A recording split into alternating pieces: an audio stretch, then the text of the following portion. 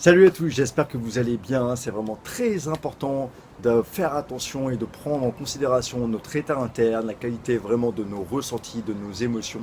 Damasio l'a démontré, c'est un chercheur en neurosciences très connu. Il a une citation qui est aussi vraiment très connue, c'est pas de bonnes émotions, pas de bonnes décisions. Donc là, pour nous, joueurs de poker, on voit tout de suite quoi c'est fondamental de faire attention à notre état interne, à la qualité de nos émotions, comment on se sent, puisque notre jeu en pâtira ou au contraire en bénéficiera. Donc c'est vraiment quelque chose d'assez important et mettez ça en priorité. Je voulais vous parler aujourd'hui d'une des causes qui revient très souvent quand on fait appel à mes coachings et que j'ai pu identifier chez beaucoup de joueurs qui se sentent découragés, qui ont fait beaucoup d'efforts pour avancer, etc. et qui n'ont pas les résultats à la hauteur de l'implication qu'ils ont mis dans tout leur travail, dans leur organisation. Et j'ai appelé ça le syndrome de la mouche. Alors le syndrome de la mouche, c'est quoi? C'est un peu cette idée que vous voyez lorsque vous voyez une mouche dans une voiture, par exemple, qui cherche à sortir d'une vitre et qui va taper sur la vitre une dizaine de fois, espérant que la 11e, elle puisse sortir, que la vitre, par magie, va se casser, s'ouvrir ou quoi. Et on la voit toujours répéter les mêmes actions et toujours rencontrer cette même vitre. Et voilà. Et vous êtes peut-être comme beaucoup de gens que j'ai pu coacher, atteints par ce syndrome de la mouche, à savoir faire un maximum d'efforts, mais toujours avec la même méthodologie, toujours avec les mêmes actions, et finalement vous rencontrez très peu de résultats au regard de l'ensemble des efforts que vous fournissez. Et la conséquence de ce comportement, c'est tout simplement qu'à la suite en fait d'une énième tentative, d'un énième échec en fait, vous construisiez complètement un découragement complet qui induit une baisse d'estime de vous-même, un sentiment que vous n'êtes pas capable de faire les choses, et on appelle ça en psychologie l'impuissance acquise, c'est-à-dire véritablement une croyance comme quoi pour nous les choses ne sont pas possibles, que nous n'avons pas les capacités, que nous n'avons pas les ressources, alors qu'il s'agissait simplement de changer le processus, la méthodologie pour atteindre des nouveaux résultats.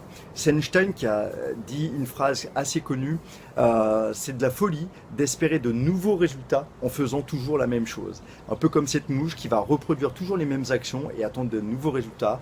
Est-ce que vous n'êtes pas atteint par ce même syndrome de chercher à avoir vos résultats qui s'envolent avec pourtant un processus qui reste identique à celui du mois passé, du trimestre passé, de l'année passée, et vous restez la même personne finalement qui agit de la même façon et qui attend en fait des nouveaux résultats.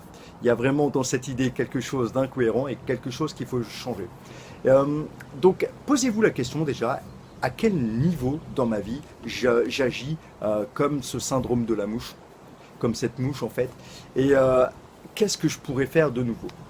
Avec la team PMS, on est actuellement dans une période où on cherche à déconstruire véritablement les mauvaises habitudes, les actions qui ne fonctionnent pas, voire plutôt les actions qui fonctionnent, identifier la recette personnelle de réussite et la recette personnelle qui conduit plutôt à l'échec. Et pour ça, j'aurais fait faire un exercice très simple cette semaine et j'aimerais en fait le partager avec vous.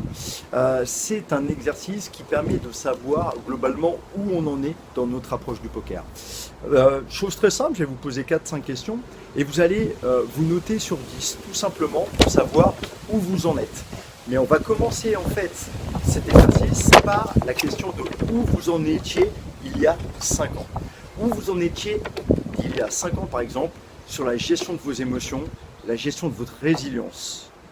Où vous en étiez il y a 5 ans sur la gestion de votre motivation, de votre détermination, la clarté de vos buts et vraiment cette envie, cette flamme ravivée à l'intérieur qui vous donne de l'énergie d'avancer. Vous en étiez il y a 5 ans sur la gestion de votre énergie, encore une fois, et de votre santé.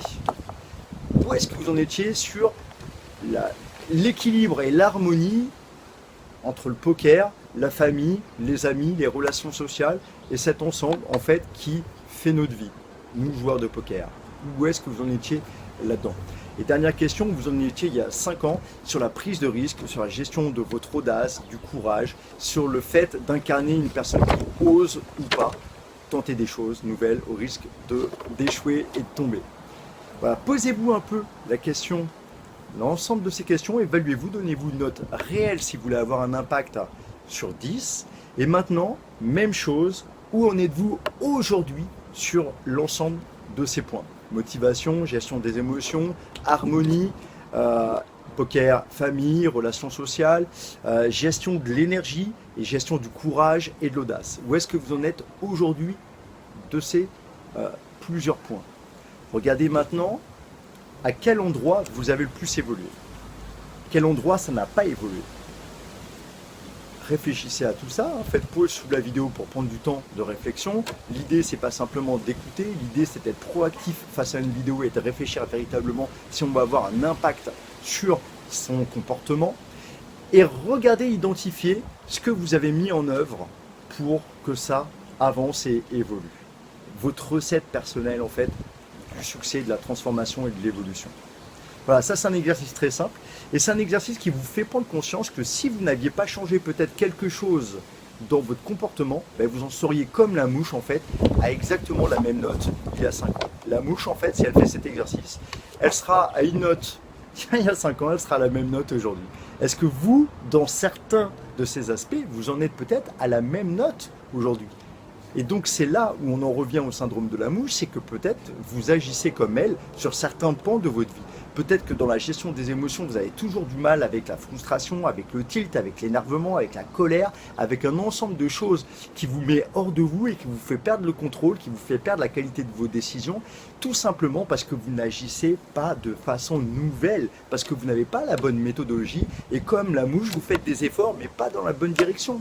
C'est comme l'idée d'aller construire une piscine avec une pelle et de creuser, alors que le voisin d'à côté, lui, est allé louer un tractopelle et va 10 fois plus vite, parce qu'il a une nouvelle méthodologie. Est-ce que vous utilisez la bonne méthodologie pour évoluer sur l'ensemble de ces points? Et si ce n'est pas le cas, moi je vous invite véritablement à vous former auprès en fait d'une formation comme la mienne, mais je ne suis pas là uniquement non plus pour la mettre en avant, mais peut-être d'aller voir des personnes de votre entourage qui arrivent à avoir des résultats, les questionner, savoir eux comment ils font, prendre leur processus, prenez un coach, allez voir les conseils qu'il peut vous donner pour modifier des choses dans votre comportement. Ne faites pas comme la mouche à agir toujours avec le même processus. Voilà, c'était une vidéo qui faisait référence à un animal, la mouche, hein, pour vous parler d'un syndrome que rencontrent très souvent les personnes qui font appel à un coach, hein, qu'il soit technique ou mental. Et si vous aimez ce type de métaphore, je vous invite à aller voir la vidéo qu'il y a sur mon site. En fait, c'est une série gratuite qui vous présente un ensemble de conseils comme ça, dans lequel je fais référence à 4 autres syndromes, toujours en faisant référence à des animaux, le syndrome de l'éléphant, le syndrome du chien fou, le syndrome de la panthère et le syndrome du paresseux. Tout ça pour vous expliquer, vous donner des conseils pour évoluer véritablement vers un poker d'un autre niveau. Donc allez voir sur mon site Poker Management System comment avoir très simplement et gratuitement accès à cet ensemble de vidéos. Si vous avez aimé cette vidéo, partagez-la, mettez-moi en commentaire comment vous réagissez à tout ça. Et je vous dis à très bientôt pour une prochaine vidéo. Bye bye.